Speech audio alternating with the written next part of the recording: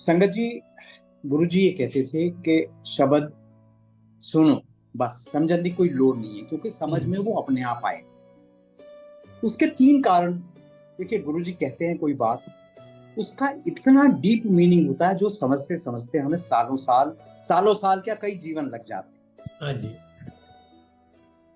देखिए, गुरबानी जो शब्द बाणी है, उसमें उसके तीन अगर हम एस्पेक्ट देखें। सबसे पहला एस्पेक्ट कि बाणी लिखी किसने है, वो गुरु ने लिखी, किसी गुरु ने लिखी है जिन्होंने रब को पा लिया, जो रब का स्वरूप बन के आए, रब के रिप्रेजेंटेटिव बन के आए, या रब स्वयं आए। दूसरी बात, उसका म्यूजिक। जब गुरु ग्रंथ साहब आप देखते हैं, जब पढ़ते हैं, तो उसमें लिखा होता है प्रत्येक शब्द के आगे ये किस गुरु ने लिखा है और ये किस राग में गाया जाना चाहिए। ये राग जो है ना, ये एक ऐसी चीज हमें रब ने दी है कि वो उसका जो म्यूजिक स्टाइल है वो अंदर तक जाके फीड करता है, हमारी आत्मा तक पहुंचता है बिना किसी रुकावट के। हाँ जी। और तीसरी बात, उसको जो गाने वाले हैं वो दे आर वो एक तरह से सन्यासी होते हैं।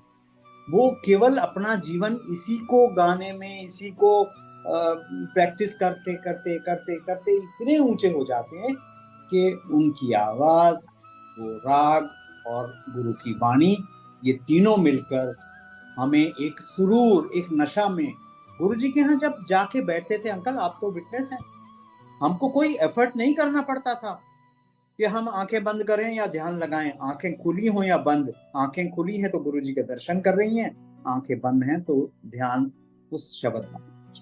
अमृत वर्षा होती थी जी, अमृत अमृत वर्षा। वर्षा, जी बिल्कुल अमृत वाणी चल रही, मतलब Amrit Vani in this sense, not the other Amrit Vani. जी जी जी जी, सो ये भी तो अमृत ही है, कानों के लिए अमृत है। हाँ जी, हाँ जी।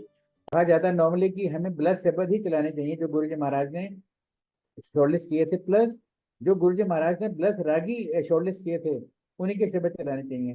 तो थोड़ा सा इस विषय पर जरा प्रकाश डालें प्लीज। ये तो बहुत जरूरी है अंकल, क्योंकि गुरुजी महाराज हम जब एम्ब्रायर स्टेट में बैठे होते थे, एक शब्द को 4 बार लगवाते थे, 4 बार।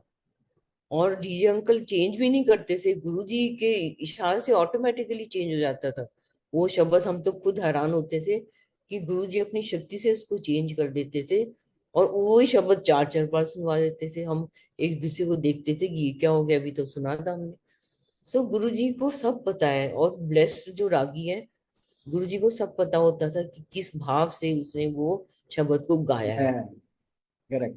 दिल की भावना से गाया है कि उसको सुनते ही हमारी आत्मा में आनंद आना शुरू हो जाता है। जब एक ही शब्द को कितने रागी ने गा लिया आजकल, पर हमें वो सुन के इतना आनंद ही नहीं आता, सच पूछो। लगता है कि ये ट्यून भी वैसी नहीं है, आवाज भी वैसी नहीं है, ना आनंद आ रहा है। सो ये तो बहुत जरूरी चीजें हैं। इसलिए तो गुरु जी ने गाइडलाइंस हमारी सेट करके दी, हमें कुछ करना करना ही ना पड़े, जो रास्ता सेट कर दी उसके ऊपर ही चले।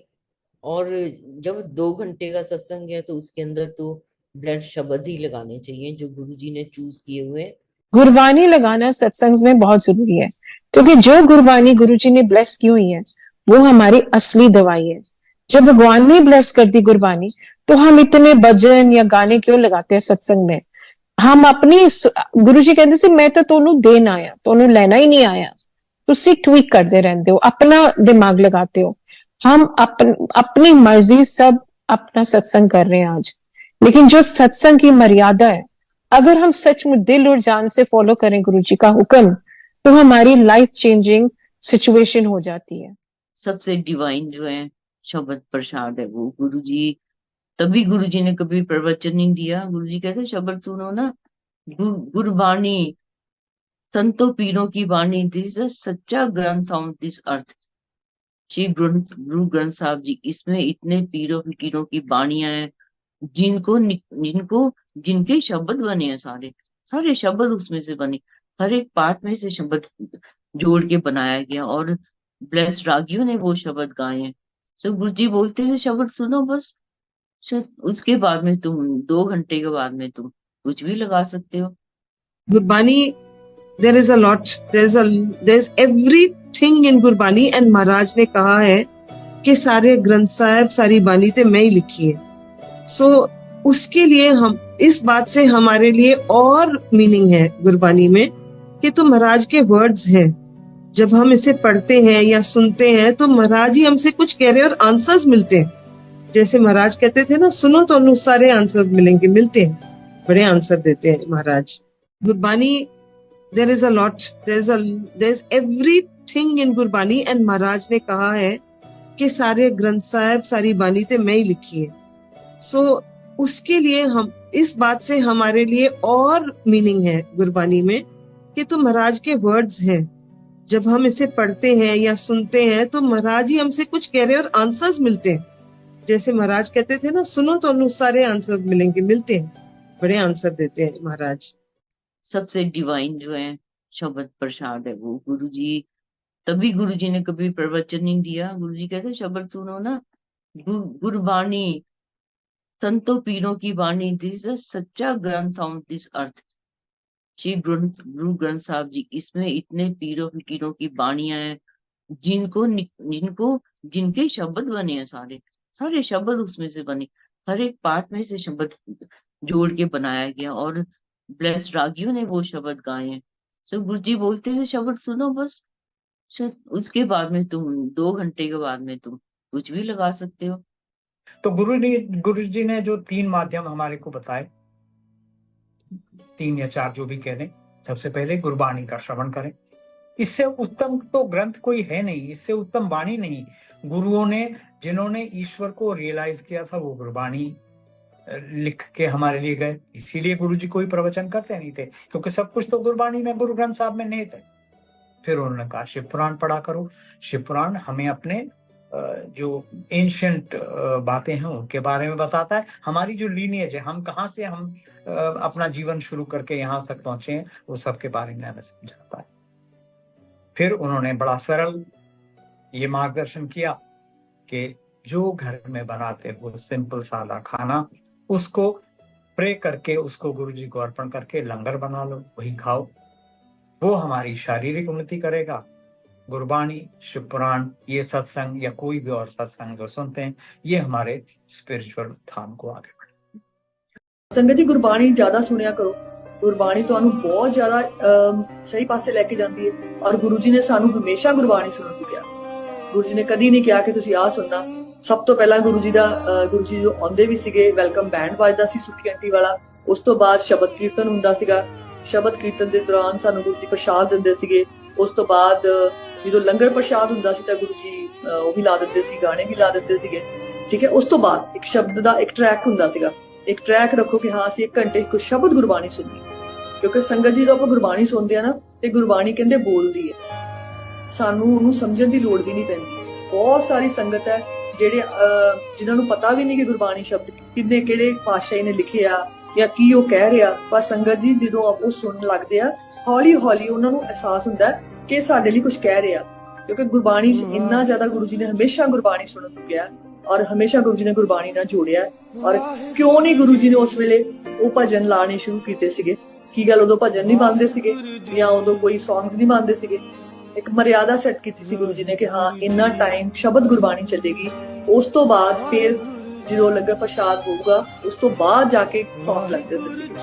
ਕਿਉਂਕਿ ਅਸੀਂ ਦੇਖਿਆ ਕਿਉਂਕਿ ਉਸ ਟਾਈਮ ਤੇ ਪਿਨ ਡ੍ਰੌਪ ਸਾਇਲੈਂਸ ਹੁੰਦਾ ਸੀਗਾ ਔਰ ਕਿਸੇ ਨੂੰ ਕਿਸੇ ਦੇ ਨਾਲ ਕੋਈ ਇੰਟਰੈਕਸ਼ਨ ਨਹੀਂ ਹੁੰਦਾ ਸੀਗਾ। ਸਾਰੇ ਉਸ ਵੇਲੇ ਬੈਠੇ ਸੀ।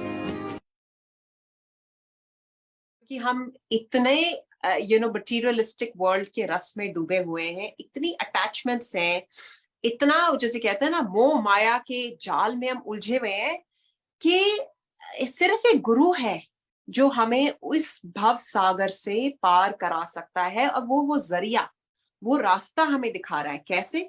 सत्संग के थ्रू, शब्द के थ्रू, शिव पुराण के पढ़ने के through. And yes, he never said कि ये समझो, कभी नहीं गुरुजी ने बोला। ही ऑलवेज सेड कि ये करना तो शुरू करो, ये सुनो तो सही। जो शब्द भी हम गुरुजी के दरबार में सुनते हैं, गुरुजी ने कुछ सिलेक्टेड शब्द को खास ब्लेस किया था। आज we have moved away from those क्योंकि नए नए गाने आ रहे हैं और सबको एंटरटेनमेंट चाहिए। And I get all of that, even Guruji got all of that, right? जब वो पंजाबी गाने अपने दरबार में चलाते थे, anything that Guruji did was not for him.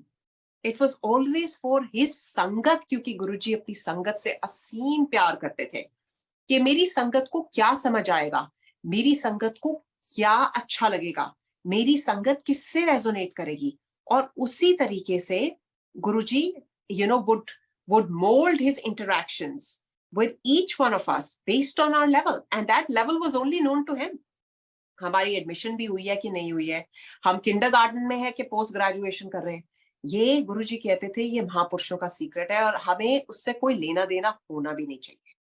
बार कहते थे यहां पर आप सिर्फ मेरे लिए आते हो, यहां पर no socialization, no business deals, no बातें करना और एनीथिंग। एक बार संगत चल रही थी, 2 आंटियां लगातार बात कर रही थी अपने, उनमें से एक थी पुरानी संगत, एक पहली बार आई थी। गुरुजी ने एक बार उस पुरानी संगत की तरफ देखा भी, उसे जेंटल हिंट दिया कि देखो तुम ये ठीक नहीं कर रही हो, पर वो बातें करते रहे। जब लंगर खत्म हुआ और वो नई वाली आंटी चली गई, ये पुरानी वाली आंटी गुरुजी को कहती है, गुरुजी उस आंटी को बहुत प्रॉब्लम्स, बहुत तकलीफें थी, वो मुझे सुना रही थी, अब मैं कैसे नहीं सुनती। गुरुजी कहते हैं अगर वो तकलीफें तुम्हें सुनाने के बदले वो शब्द सुनती, उसकी सारी तकलीफें वहीं दूर हो जानी थी। ये है शब्द की इंपॉर्टेंस। आप सिर्फ गुरुजी से कनेक्शन कीजिए, उन पे थोड़ी श्रद्धा रखिए, उनको प्यार कीजिए, उनसे कनेक्शन कीजिए। कनेक्शन का मतलब हर बात में आप उनको याद कीजिए। गए थे कहीं पे तो उन्होंने ये भजन सुना था, सदगुरु मैं तेरी पता, ठीक है, और फिर उन्होंने रोमा आंटी को बोला कि ये वाला मेरे लिए सीडी या कैसेट जो भी है अरेंज कर, मैंने बड़ा पसंद आया। तो फिर रोमा आंटी भी थे वहां पे जहाँ पे ये इस पर्टिकुलर संगत ने ये प्ले किया था। तो फिर गुरुजी ने आई थिंक एम्पायर स्टेट में ऑफ टाइम ऑन टाइम दोनों टाइम ये कई दफा प्ले किया। तो मैंने डीजे अंकल को बोला अच्छा अब तो भजन सुनने शुरू हो गए गुरुजी। कहते नहीं वो कहते सी थोड़े टाइम वास्ते सुने, उन कहते छड़ परे और साढ़े कीर्तन ही चंगे ने, इसनू छड्डो, भजन नू छड्डो। तो यही सानू समझ आई है कि असली तो कीर्तन है, ते ये जो ट्रेंड चल रही है भजन दी, उसके बाद कीर्तन ही वापस आएंगे क्योंकि वो गुरुजी दी चॉइस है। संगत एक नदी बह रही है, उसमें तो अनलिमिटेड जल है, पर कोई उसमें से एक लोटा भर के ले आता है, कोई बाल्टी भर के ले आता है, कोई उसमें गोता लगाता है। आप कितना ले पाते हैं डिपेंड्स ऑन यू। उसके लिए मैं आपको कुछ बातें बताता हूँ। पहली बात, जब भी कहीं सत्संग होता है प्लीज आप टाइम से आइए। अगर सत्संग का टाइम 7 बजे है तो गुरुजी तो आके अपने सिंहासन पे 7 बजे विराजमान हो जाते हैं। अगर हम उसके लेट आए, माफ कीजिए, ये ठीक नहीं लगता और हम अपनी ब्लेसिंग्स गवा रहे हैं। दूसरा, आप जब यहाँ आते हैं जो हो रहा है पूरी कंसंट्रेशन उस पे कीजिए। अगर शब्द चल रहे हैं तो वो शब्द सुनिए, कोई सत्संग कर रहा है तो वो सुनिए। आप अपना गुरुजी से कनेक्शन लगाइए। गुरुजी बार बार कहते थे यहां पर आप सिर्फ मेरे लिए आते हो, यहां पर no socialization, no business deals, no बातें करना और एनीथिंग। एक बार संगत चल रही थी, 2 आंटियां लगातार बात कर रही थी अपने, उनमें से एक थी पुरानी संगत, एक पहली बार आई थी। गुरुजी ने एक बार उस पुरानी संगत की तरफ देखा भी, उसे जेंटल हिंट दिया कि देखो तुम ये ठीक नहीं कर रही हो, पर वो बातें करते रहे। जब लंगर खत्म हुआ और वो नई वाली आंटी चली गई, ये पुरानी वाली आंटी गुरुजी को कहती है, गुरुजी उस आंटी को बहुत प्रॉब्लम्स, बहुत तकलीफें थी, वो मुझे सुना रही थी, अब मैं कैसे नहीं सुनती। गुरुजी कहते हैं अगर वो तकलीफें तुम्हें सुनाने के बदले वो शब्द सुनती, उसकी सारी तकलीफें वहीं दूर हो जानी थी। ये है शब्द की इंपॉर्टेंस। आप सिर्फ गुरुजी से कनेक्शन कीजिए, उन पे थोड़ी श्रद्धा रखिए, उनको प्यार कीजिए, उनसे कनेक्शन कीजिए। कनेक्शन का मतलब हर बात में आप उनको याद कीजिए।